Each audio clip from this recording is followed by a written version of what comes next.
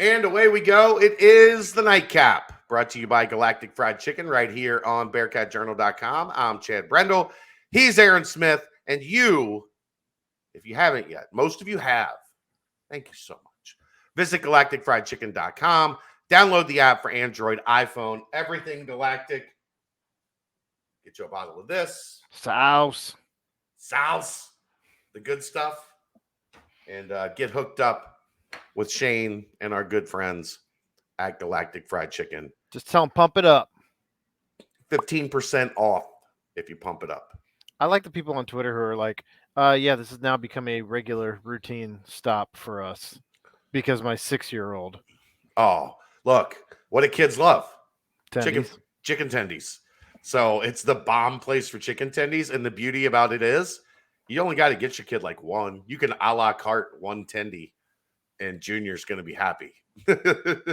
In fact, he's probably going to be like, I'm full, like halfway through that play. Pretty much. Not a ton to get to today. I did want to address a couple things in retrospect on last night's loss to Temple. You go back and rewatch it? Yeah, enough. And let's just say, like, I took a lot of heat today and last night, too, on Twitter for pointing out that the officiating was bad. Both ways. That's the thing, right? I never once at any point said that Cincinnati lost because of the officiating. Now, going back and watching. I was going to say, when we talked last night, even though it was, 1 o'clock in the morning, by the time we got done, it was, you were still saying, they messed up the tech on Temple along with, a couple calls that went against Cincinnati. Even the announcers pointed out when Mike Saunders under the hoop was hit with a foul, he didn't touch the guy. The guy just made a very awkward play. He was moving quickly. He fell. He did fall. That was just what happened, but his body bent in a weird way. So it looked like maybe in real time it looked a little different, but yes, he was never touched. Here's the thing I will say that when going back and looking at it, they very much were anticipating calls. They were not watching the play and calling what they saw. They were blowing the whistle based on what they thought was going to happen. Oh, you mean like Joe Burrow running out of the end zone, kind of like that same, or running out on? Running out of bounds, throwing touchdown. Yeah. Like that's awful officiating. And look, I am allowed. I'm allowed to do whatever the hell I want. I don't know why people are so caught up with telling me how to act on my Twitter feed. Go bleep yourself. Like, if you're tempted, if you want to chime in on my Twitter feed to tell me how I should act or respond, I'm not interested. I think sometimes there's just the people who do it because they know you're going to be riled up, and then they are like, "Oh, now I'm in too deep. I have to continue this conversation on, or I look like the asshole." Right. But there were calls down the stretch that impacted the final score of that game. I mean, we've all talked about the timeout that wasn't called, even though he hit the timeout 4 times before they tied up the ball. My thing about that is John Newman earned that timeout. John Newman beat everybody to the floor, beat everybody to the ball, called timeout 4 times. Before defenders had hands on the ball, correct. Yeah. But if you go back and watch that game, there's 15, 20 instances of bad officiating throughout the game. Some of them for Temple, or some of them bad against Temple.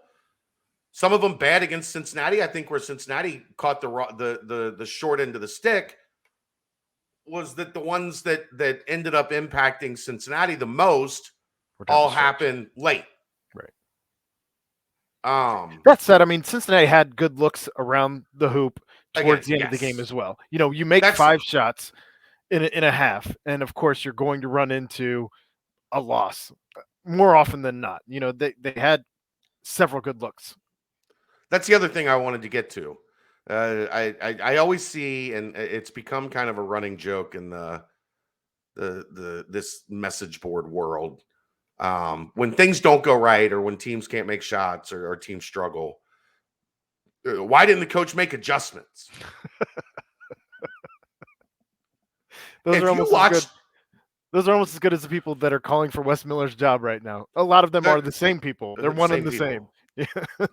He just stood there and didn't do anything. If you watch that game and didn't understand the number of adjustments, like that staff tried to pull every trick in the book out of the hat to get that team points. None of it worked. They didn't convert. You had DeJulius with an attempted layup down low. You had Adu with an attempted layup down low. You had Koval with an attempted layup down low. They got blocked by a point guard. Oh, woof. You had wide open looks from three. Like, they adjusted in every possible way you can adjust. I know this is because people love their crutches. They love like what's easy to just point to. Like, why didn't we run the ball when, a team ran the ball 17 times, but it was for 2.1 yards a carry? It was like, well, because that shit wasn't working. But in basketball, the coach didn't make any adjustments. Were you in the huddle? Like, did you watch the game to see all the different ways that they were trying to get good looks? And a lot of times, like, think of it this way. Down the stretch, they got a lot of good looks. And they converted one field goal. I think their second to last field goal was just under the 10-minute mark. And then DeJulius hit that little pull-up 17-footer. That was their only field goal in the final 9.5 minutes of the game. Think of how many good looks they got that they just missed. That's not adjustments. There were adjustments made. That's execution. Well, there was no execution yesterday. I mean, let's think about it too. Like Temple, for everything that they were doing, they were getting the calls on one side of the floor where, like, if they drove to the hoop, they were getting the calls underneath the hoop and going to the line. Yeah. And going to the line. So why would you let your foot off the gas? I wouldn't have. Keep doing it. On the other side of the ball, you're getting the calls going your way to get the ball back, and you're aggressive on defense. Continue to do so because they're not calling the whistle on you. Hats off to Temple for just foot on the gas. No taking fault advantage to them. Taking advantage of Cincinnati ice cold. So that I just wanted to reiterate on a couple things. Like if we're gonna, I like having intelligent discussion on the message board after games. I know in a loss, that's generally not like where things go because everybody's emotional, everybody's mad. I get it. But the reality is, try to watch it objectively or go back and watch the next day. And if you went back and watched today, you would see there was a lot of good action. They did a lot of things to make open plays available. They didn't convert. And sometimes that's sports, man. Like sometimes that's just how the sport goes. It's how the ball bounces. It's how the cookie crumbles, if you will. And the backboard, sometimes when they shoot like they did last night, the backboard also crumbles. One more quick thing before we get out of here. The Chris Mack situation at Louisville. I just want to touch on it a little bit. Not necessarily in light of like what happened at Louisville. I want to point out one thing. This is what struck me today. We start seeing all the lists come out, like who's next at Louisville. Mm-hmm.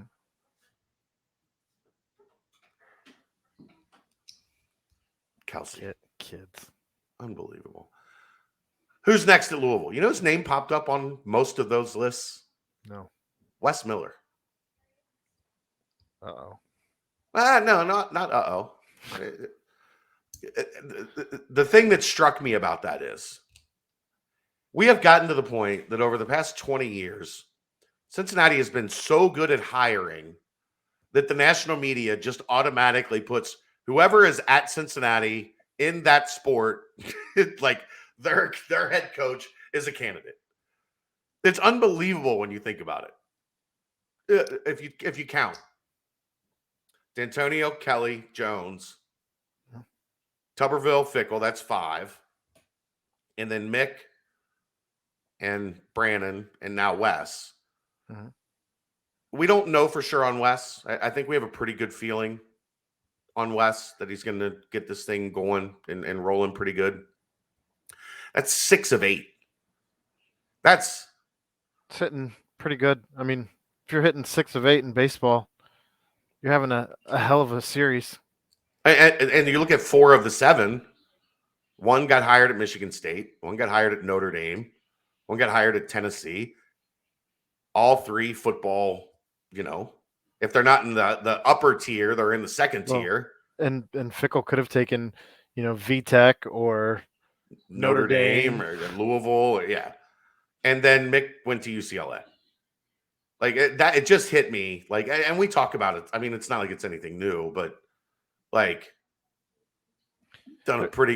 You talk about doing more with less. There's even a U.S. senator in there. The other thing being, at some point in time, these guys are going to realize, man, the grass isn't always greener. Chris Mack had it made at Xavier for as long as he wanted. I'm not going to say he was untouchable at Xavier, but with the level of success that dude had, he could have cashed $3-4 million checks for a long, long time. Travis Steele doesn't start making some noise in the postseason, though. That job might be open again. We'll see.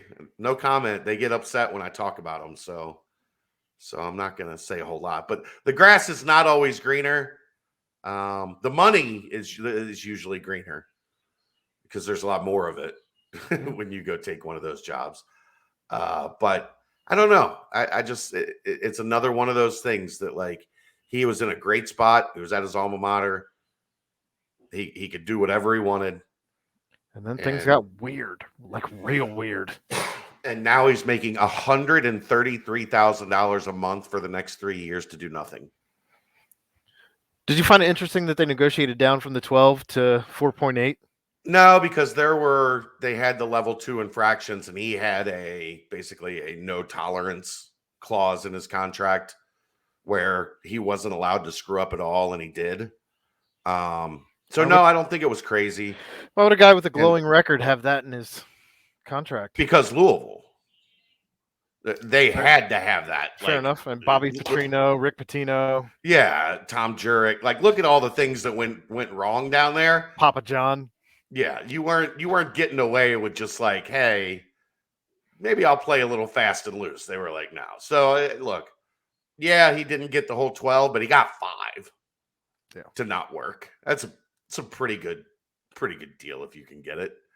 Aaron, $133,000 a month for the next 3 years to go away. I've never made that in a year, so right. I came close when I was at Verizon as a salesperson, believe it or not, but never Actually, quite. I think I did make that in a year when I was living in LA, hawking cell phones. Yeah, but your taxes were right. See ya.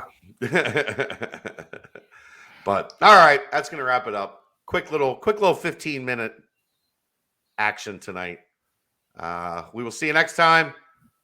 It's the Nightcap, brought to you by Galactic Fried Chicken, right here on BearcatJournal.com. See ya!